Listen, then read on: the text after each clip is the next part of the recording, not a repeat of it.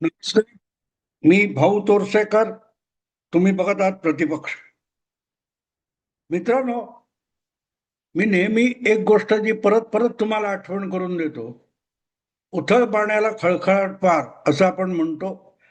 तेव्हा आपल्या समोर येणाऱ्या बातम्या किंवा ज्या प्रकारे मांडल्या बातम्या जातात, त्यातून आपल्याला एक दृष्टिकोन गडी मारला जात असतो आणि आपण त्या घटनेकडे, प्रसंगाकडे कसं बघावं हे दुसरा कोणीतरी ठरवत असतो.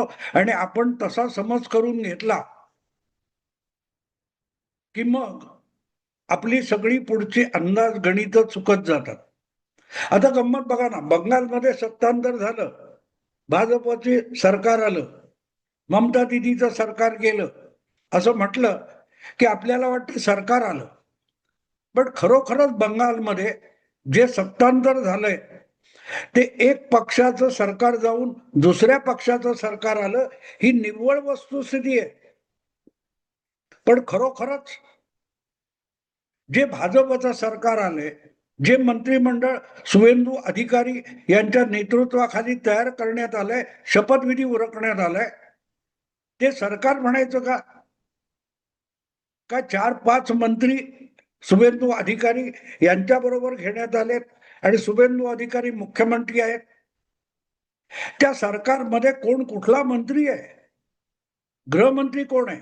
अर्थमंत्री कोण आहे? तुम्ही सांगू शकाल? नाही.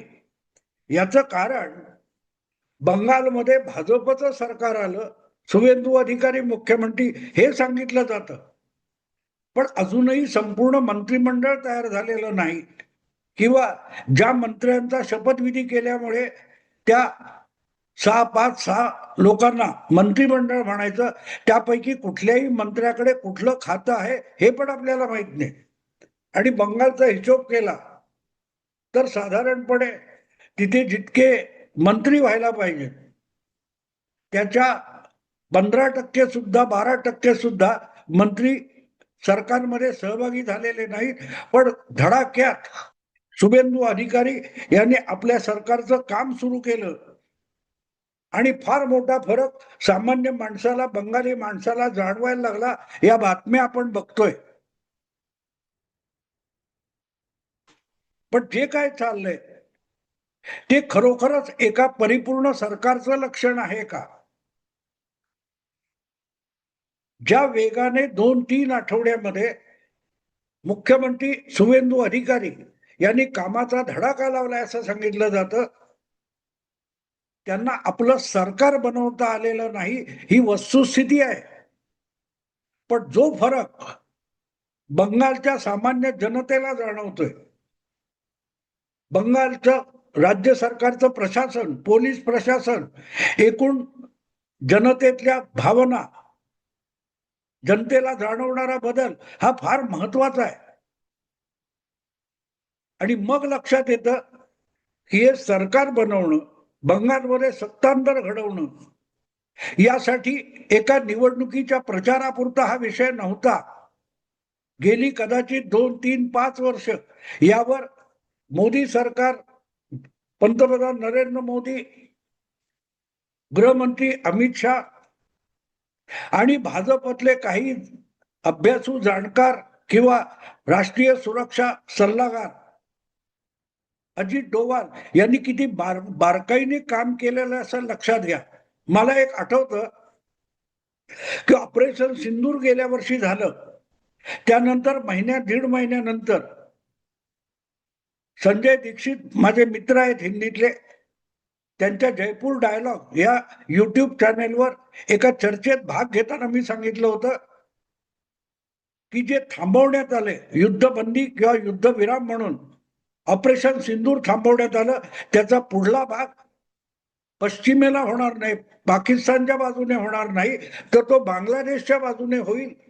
आणि तिथे जे चिकन नेक नावाचा आपली एक चिंचोळी जमीन आहे ती बळकावण्याचा धमकी बांगलादेशातून वारंवार येते, त्या बांगलादेशला पहिला धडा शिकवला जाईल, या विषयावर मी बोललो होतो. आणि आता 1 वर्षानंतर सत्तांतर बंगालमध्ये घडल्यानंतर या घटनाक्रम मी बघतोय, तेव्हा माझ्या लक्षात येतं की ऑपरेशन सिंदूर बंगाल सरकार स्थापन झाल्यानंतर सुरू झाले. पहिली कारवाई जर कुठची असेल तर बांगलादेशमध्ये घुसून बसलेले जे बांगलादेशी आहेत आणि प्रामुख्याने उत्पाती अशी जी बांगलादेशी मुस्लिम प्रवृत्ती आहे तिचा बंदोबस्त केला पाहिजे, तिची नांगी ठेचली पाहिजे. ती जिहादी नांगी ठेचल्याशिवाय बंगालच्या विकासाची सुरुवात होऊ शकत नाही. हे मनाशी खुणगाठ बांधून गेली 2-3 वर्ष अमित शाह, नरेंद्र मोदी, अजित डोवाल वगैरे मंडळी काम करत होती आणि त्यांनी जो प्लॅन तयार केला होता तो प्लॅन निवडणूक जिंकल्यानंतर थेट अंमलात यायला सुरुवात झालेली आहे. बांगलादेश आणि भारत याच्या सीमेवर जे तारेचं कुंपण, काटेरी तारेचं कुंपण करायचं होतं आणि ज्याच्या योगे बांगलादेशातून होणारी घुसखोरी थांबवायची आहे, त्यासाठी ममता दिदी वर्षानुवर्ष हायकोर्टाचा आदेश आल्यानंतर सुद्धा जमीन देत नव्हती. ती जमीन विनाविलंब सीमा सुरक्षा दलाला हस्तांतरित करण्यात आली. त्याच्या पाठोपाठ सगळ्यात मोठी लष्करी जमवाजमव सिलिगुडी कॉरिडॉर ज्याला म्हणतात किंवा चिकन नेक म्हणतात त्या भागात सुरू झाली. आणि त्यानंतर उचललेलं मोठं पाऊल म्हणजे डिटेक्ट, डिलीट, डिपोर्ट म्हणजे बंगालमध्ये सामान्य बंगाली जनतेमध्ये घुसून बसलेले जे घुसखोर बांगलादेशी आहेत आणि जे इथे उत्पात करण्याचाच हेतू बाळगून आलेले आहेत, त्यांना शोधायचं, त्यांना भारतीय नागरी जीवनातून डिलीट करायचं आणि थेट बांगलादेशमध्ये पाठवून द्यायचं. ही मोहीम ताबडतोबीने हातात घेण्यात आली आहे. म्हणजे मंत्रिमंडळाची संख्या, मंत्रिमंडळातलं खाते वाटप, ह्या सगळ्या गोष्टी बाजूला ठेवले. मी बोलतोय तेव्हा बंगालचे निकाल लागून जवळजवळ 3 आठवडे पूर्ण झालेले आहेत. मंत्रिमंडळ बनून 2 आठवडे पूर्ण झाले. पण भाजपचं हायकमांड आणि बंगालचे नवे मुख्यमंत्री शुभेंदू अधिकारी यांना मंत्रिमंडळ विस्तार, मंत्रिमंडळाचं खाते वाटप यासाठी सुद्धा सवड मिळालेली नाही. अशा स्थितीत जे बंगालचं सरकार सुरू झालेलं आहे त्याचा जो अजेंडा, त्याचा जो कार्यक्रम आहे तो अर्थातच 2-3 वर्ष आधीपासून आखलेला, तयार केलेला आणि फक्त अंमलबजावणीची प्रतीक्षा करत असलेला असा हा कार्यक्रम आहे. आणि म्हणून तो मंत्रिमंडळ पूर्ण होण्याच्या आधी, खाते वाटप होण्याच्या आधी थेट अंमलात आणला गेलेला. एका बाजूला बंगालमधली तृणमूल काँग्रेसच्या नावावर चाललेली गुंडागर्दी, अराजक थांबवायचं आणि दुसरीकडे पहिल्यांदा सगळ्यात महत्वाचं म्हणजे बांगलादेशातून होणारी घुसखोरी बंद करायची. बाकी जेव्हा असं सत्तांतर होतं तेव्हा सगळ्यात पहिल्यांदा आधीच्या सत्ताधाऱ्यांचे गुलाम झालेले आणि त्यांच्या हुकमाचे तावेदार असलेले प्रशासनातले अधिकारी यांना शिस्त लावली जाते. बरेच लोक आपोआप शिस्तीत येतात कारण त्यांना माहिती असं सरकार बदललंय तर कालपर्यंत त्यांना त्रास दिलाय तेच आता बॉस आहेत, तर ते आपला कान पिरगाळतील. त्याच्या आधीच्या सत्ताधाऱ्यांची कुलंगडी नव्या सरकारला द्यायची आणि आधीच्या सत्ताधाऱ्यांना वटणीवर आणायचं, हे काम पोलीस आणि प्रशासन उत्साहात करत असतं. आणि त्या दृष्टीने टीएमसीला धडा शिकवण्याचं काम सुरू झालेलं आहे. पण त्यापेक्षाही महत्वाची गोष्ट अशी की घुसखोरी जी बांगलादेशातून बंगालमध्ये होते आणि तिथून देशाच्या कानाकोपऱ्यात जाते, त्या घुसखोरीला लगाम लावायचा तर फक्त सीमेवरचं काटेरी कुंपण पुरेसं नाही, तर या प्रवृत्तीला उचलून खड्यासारखं उचलून बांगलादेशात फेकून दिलं पाहिजे. तर आधी अशा लोकांच्या मनात दहशत निर्माण झाली पाहिजे. एकदा ती दहशत निर्माण झाली की कामं सोपी होतात. आणि म्हणून बंगालभर जिथे सामान्य जनतेला, सामान्य नागरिकाला ऐकून किंवा बघून किंवा अनुभवातून माहितीये की हा आपला शेजारी पाजारी कुठेतरी 4 घरं पलीकडे शेजारी राहणारा हा भारतीय नाही आहे, बांगलादेशी आहे आणि हा इथे उचापत करू शकतो, तर त्याच्यावर कारवाई करण्यासाठी थेट जनतेची मदत मागितली जाते, ज्याला डिटेक्ट. पोलिसांनी प्रत्येक घरात, प्रत्येक वस्तीत शोध घेऊन असले बांगलादेशी शोधण्यापेक्षा ज्या लोकांना अनुभवाने माहिती आहे की अमुक अमुक तमुक तमुक जो आहे आपल्या परिसरात राहणारा, त्याची माहिती जवळच्या पोलिसांना देणं आणि मग पोलिसांनी तिथल्या माणसाची जाऊन चौकशी करणं, संशयिताला ताब्यात घेणं आणि त्याच्याकडे उपयुक्त असलेले नेमके कागदपत्र नसतील तर त्याला स्थानिक पोलिसांनी एका ठिकाणी आणून बंदिस्त करणं, स्थानबद्ध करणं. आणि ही अशा रीतीने जी घुसखोरांची डोकी मिळतील, माणसं मिळतील, त्यांना सहकुटुंब उचलून स्थानबद्ध करण्यासाठी संपूर्ण बांगलादेशच्या प्रत्येक जिल्ह्यामध्ये, प्रामुख्याने सीमावर्ती जिल्ह्यामध्ये ताबडतोबीने छावण्या उभारण्यात आलेल्या आहेत. 2 आठवड्यामध्ये अनेक जिल्ह्यामध्ये अशा छावण्या तयार झाल्यात आणि त्यापैकी काही छावण्यांमध्ये असे संशयित जे सापडले बांगलादेशी, त्यांना उचलून डांबलं गेलेलं आहे. 30 दिवसात या छावणीमध्ये आलेल्या व्यक्तीला त्याची कागदपत्र, ओळख सगळं सांभाळून तपासून जर तो खरोखर बांगलादेशी असेल आणि त्याच्याकडे भारतीय नागरिक असल्याचा कुठलाही पुरावा नसेल, कोणी परिचित नसेल, तर त्याला सीमा सुरक्षा दलाच्या हवाली करायचं आणि पलीकडे फेकून देण्याची व्यवस्था करायची. हा सगळ्यात पहिला घाई गर्दीने आणि वेगाने घेतलेला निर्णय आहे आणि तो निर्णय एका राज्यापुरता मुख्यमंत्री घेऊ शकत नाही. याचा अर्थ असा आहे की हे आधीपासून ठरलेलं होतं आणि शपथविधी झाल्यानंतर नव्या मुख्यमंत्र्याचा तातडीने याची अंमलबजावणी सुरू झाली आणि त्याचा परिणाम दिसायला लागला. आपण संशयित ठरलो तर आपल्यावर कसलीही कारवाई होऊ शकेल आणि आता ममता दिदी किंवा तिचा टीएमसी पक्ष आपल्याला वाचवायला नाही हे लक्षात आल्यानंतर जे इथे घुसखोर असूनही उजळ माथ्याने वेगवेगळ्या वस्तीमध्ये बंगालच्या पसरलेले होते, ते आधीच जीव मुठीत धरून मायदेशी जाण्यासाठी बांगलादेशच्या सीमेकडे धावत सुटलेले.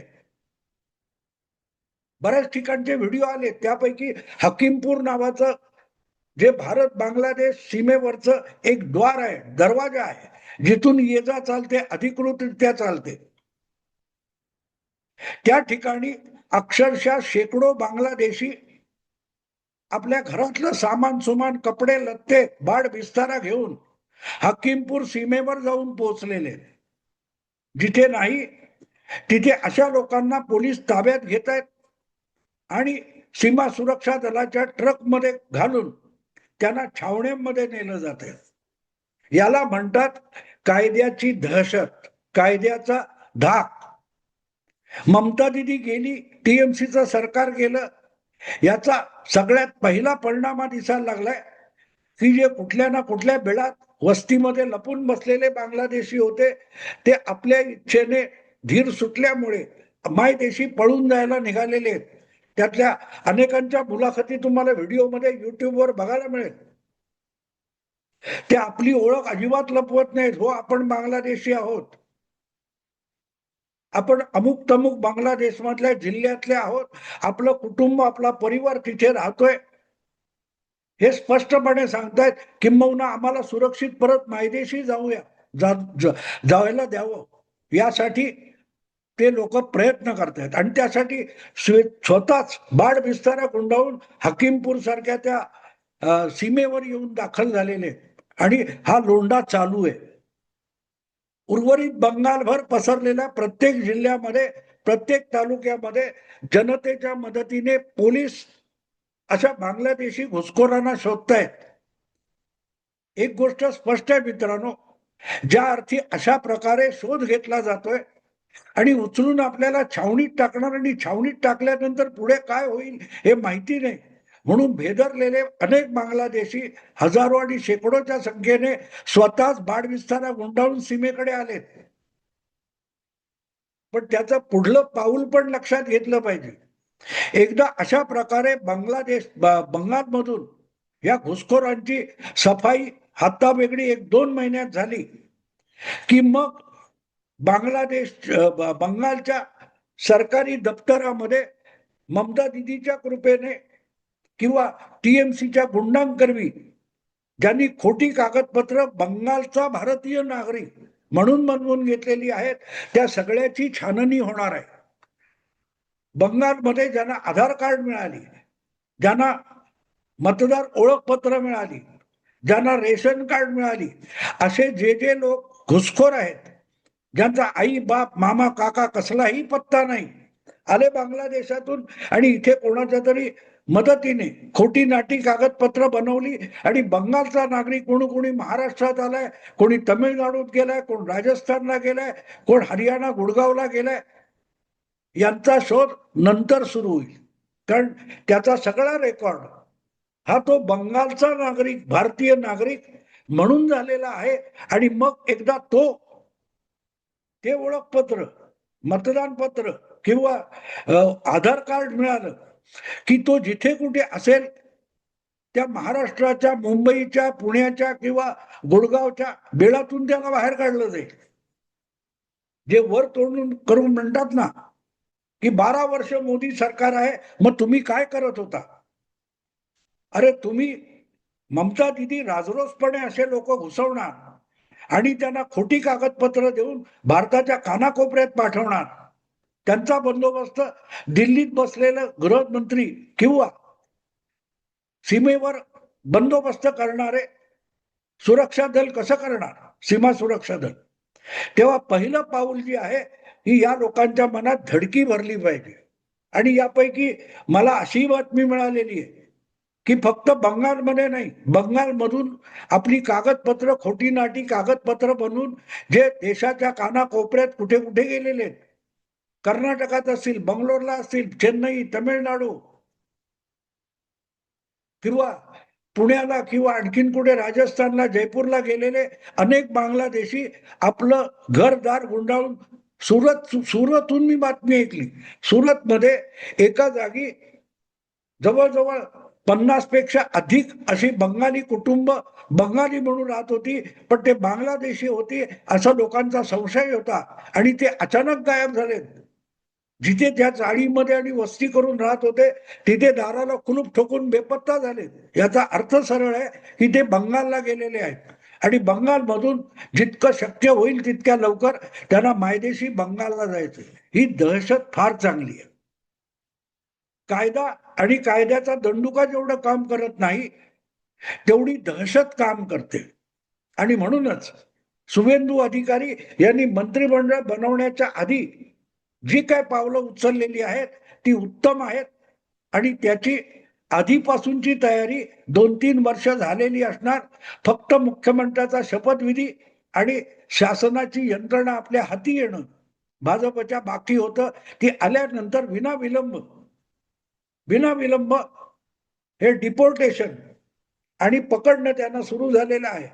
पुढच्या एका वर्षामध्ये कमीत कमी 40-50 लाख बांगलादेशी डिपोर्ट केले जातील. पण बाड विस्तारा गुंडाळून जर बांगलादेशी पळत सुटले असतील तर हे सगळ्यात चांगलं लक्षण आहे असं मी मानतो. अजून 1 महिना झालेला नाही, 15 दिवस झाले सरकार येऊन आणि निकाल लागून फक्त 3 आठवडे झाले. तर एवढा बदल होत असेल तर वर्षभरात किती होईल याची कल्पना करा. मी आता थांबतो. आवडलं लाईक करा, शेअर करा आणि प्रतिपक्षाला सबस्क्राईब करा. नमस्कार.